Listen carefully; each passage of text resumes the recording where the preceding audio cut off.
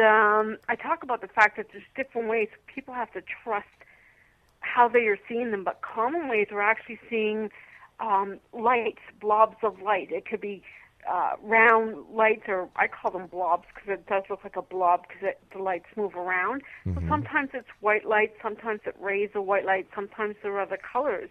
But what you're seeing is the energy of the angel. So a lot of people are seeing angels and not recognizing the fact that they're seeing angels. And some people actually even go to their eye doctor thinking they have a visual problem. They're seeing things. they're literally seeing things, and what they're seeing, these white lights or sparkles of light, are actually angels. So where do you think that the great artists of our time and those who have passed have gotten their image of angels, these creatures with wings behind them, guarding children? Where did we get that interpretation of angels if they're just blobs of light? Yeah. Well, one way I see them is blobs of light, but you talk about the blobs, or what I call the blobs of light, that's the aura around them. And what was happening is a lot of painters perceive the aura, or what I call, when I see them as blobs of light, I see an aura around that light. But they would see these, the aura of an outline of a body and perceive that as being wings. So there are times I will see angels visually dressed with the long white gown and the wings too, and that's how for me to identify certain specific angels. So, for example, people's guardian angels, I don't see them as blobs of light like I do other angels. I normally see them standing over your right-hand shoulder with long white gowns with the wings. But interestingly, I never see an angel with a halo, which is rather interesting. I see the lights, I see the auras, I see the wings, I see the outline of the body. I've yet to see a halo around an angel. Do all people see angels differently, or do people that you have met over the years doing the great work that you do see the same kind of angels that you do? They can see it differently, and even I do, depending on which angel I'm working with. What the angels do is try to appear to you in a way that you will recognize them. So for me, with Archangel Raphael, I'm used to seeing him in a certain picture from working with my angel cards. So I tend to see him as that picture that I'm used to viewing from my angel cards. And I often see green light around him because he's a healing angel, and green light represents healing. But the commonalities that I'll hear from people's stories, including in both my books, or my third one coming out, is lights, colored lights, rays of light, angel wings, and an outline of an angel, or an outline of a body. But always, even more than just the fact that they see something, is along with the vision, the feeling of pure love, peace, a joy that comes with being in the presence of an angel. So a lot of times people are more noticing what they feel, not just what they see visually. So if somebody calls you up for an angel reading, how do you go about doing it? I do far more telephone sessions, actually, with my angel readings than I do in person, too. What I do, it's very easy. People just schedule in a time. I work full-time, so it's very easy to get in to see me. And I find out, do they want half-hour or 1 hour session, and then if they want a telephone session or to see me in person for those who live nearby Nova Scotia, where I live. And then that's it. 'Cause a lot of people think I need more information, and I'm like, I don't need to know anything to the beginning of the session. And then some people assume that if I'm working as a medium, say, which means communicating with dead people, which in my definition is not the same as angels, which are divine beings. But even when I communicate with dead people as a medium, a lot of people have the impression that I need to have a picture of the dead person, or I need to touch something that they've owned. I'm like, no, I don't need that. Maybe other mediums do, I don't know, but that's not it. The work is telepathic. That's why people often wonder, how can I do this work over the telephone? It's because I am communicating with your angels and your deceased loved ones telepathically. I do not need you in front of me to do that work. So how do you connect with these people telepathically on the other side? It's just holding the intent. I just hold the intent of, I want to speak to the guardian angels of this person, or I want to speak to, David's dead mother Mary, or whoever it is I would like to communicate with. I hold the intent, and then the messages will come through, either mainly for me from hearing them, but also through feeling them, sometimes through visions, and a sense of knowingness. So there's different ways the messages will come. When was the first time that you gave an angel reading, and what was it like?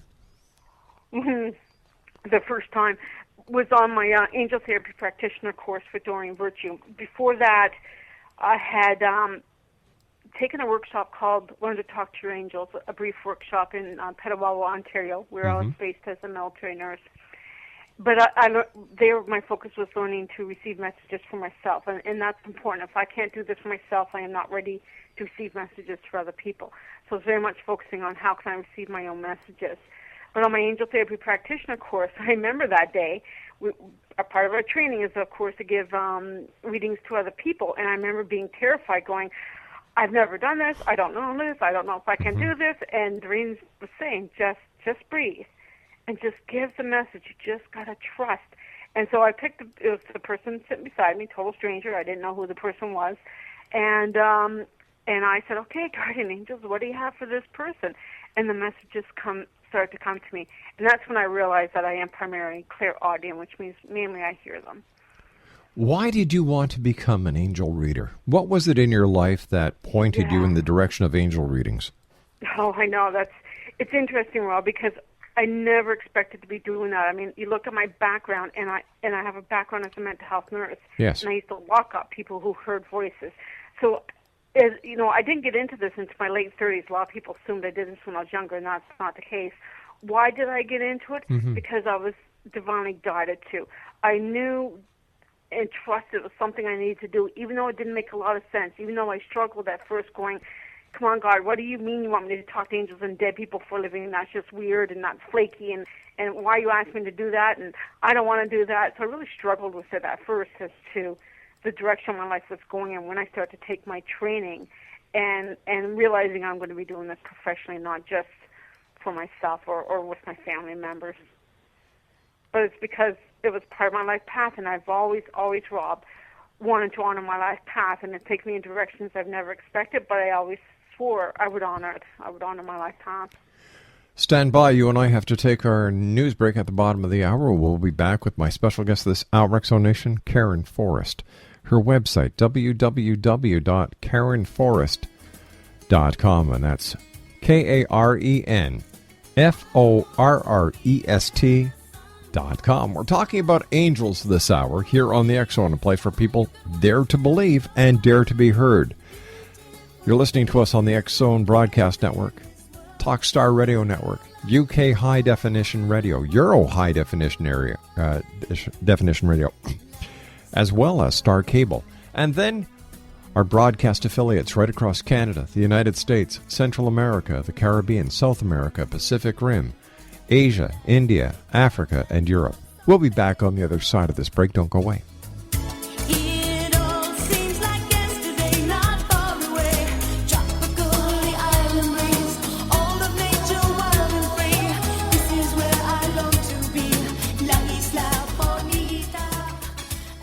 Are you considering calling a psychic to read your situation? Then consider David Champion, a psychic medium for more than 20 years with thousands of readings under his belt. David Champion will make you feel comfortable. He has proven to be honest and accurate. He's a straight shooter. There's no guesswork. What he sees is what you get. While he is a medium, most of the calls focus on relationships, not only love, but work, school, neighbors, and more.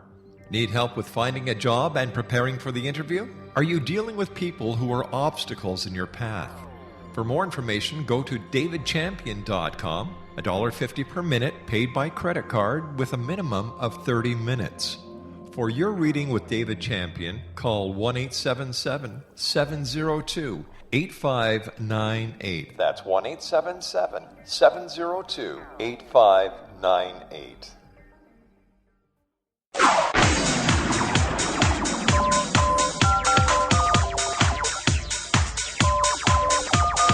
Now you can dial in to listen to the X-Zone Radio Show from anywhere in the world with Rob McConnell 24/7, 365 by dialing 213-401-0080. That's 213-401-0080. If you have a mobile phone or landline, the X-Zone Radio Show with Rob McConnell is now at your beck and call at 213-401-0080. That's 213-401-0080, 24/7, 365.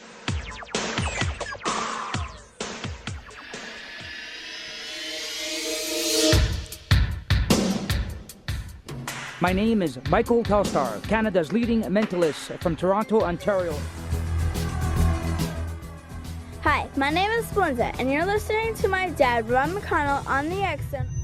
This is Psychic Dorothy from St. Catharines, and you're listening to Rob McConnell. Hello, my name is Holly Reeves, an astrologer from Astro For You, and you're listening to Canada's #1 paranormal radio show, The X-Zone, with Rob McConnell. Welcome to The X-Zone, a place where fact is fiction and fiction is reality. Now, here's your host, Rob McConnell.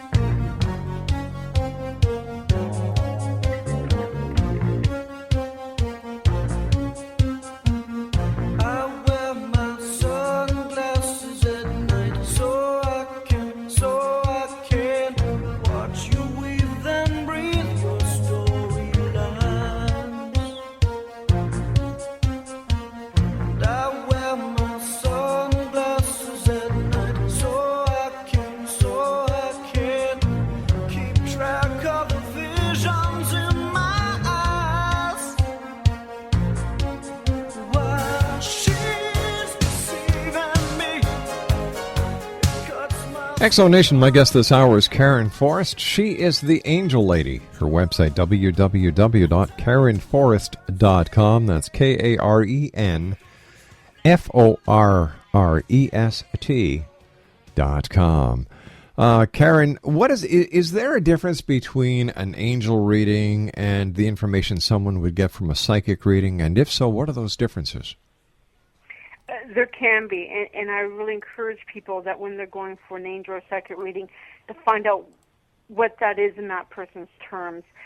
To me, the biggest difference is when people use the word psychic reading, that's often where you have someone who's basically trying to tell you your future. And I make it very clear, I don't do that. Your future constantly changes with your free will. So that's absolutely not my thing. I'm not here to tell you about your future, but I am here to focus on an angel reading. And there's a difference with my work, is that with an angel reading, I'm communicating directly with your angels, first of all, and with God and divine beings, and as a medium with your dead relatives. But I can make it very clear to you exactly who I'm talking to, because when you talk with a lot of people who do these so-called psychic readings, and if you ask them to define who you're communicating with, they can be very vague about that, and that is scary. That can be very scary, because what's happening is you don't know who they're communicating with, and neither do they. And if they're not communicating with a divine being, you can get some really crappy guidance there. So with me, I'm very specific, and I can tell you exactly who I'm talking to, and it's going to be a divine being or one of your dead relatives, and only those of the light. When I do angel readings with people, my focus is to offer divine guidance in your life, focusing on the here and now, what you need to do today, what you need to do now to move forward into your life and on your life path. And a lot of my work is angelic healing too, because I can give you all the guidance you want. But if you're not doing the healing you need in your life, then you're going to be stuck in your life. So it's guidance, angelic, divine guidance, and divine healing. And when I work as a medium talking to your dead relatives, my focus there is to reassure you they're okay in the afterlife, if they are. I'm assuming most of them, the vast majority are. Pass on messages of love and help you heal through a grieving process or with unfinished business, because a lot of my clients come to me because they have unfinished business with a dead person. You said you talked to God. Yeah, I talk to God. Absolutely, I do. Why? Because he's a divine being, right? So angels, in my terminology, because it's different for each person what they define as angels, but in my terminology, angels are pure love and pure light, as is God. Angels are messengers of God. So when I do my work, there is the divine presence, or God, or the creator, or whatever term you want to use, in my work. So yeah, I talk to God because that's where I get the best guidance. But that's honestly why I talk to God and angels, all of them.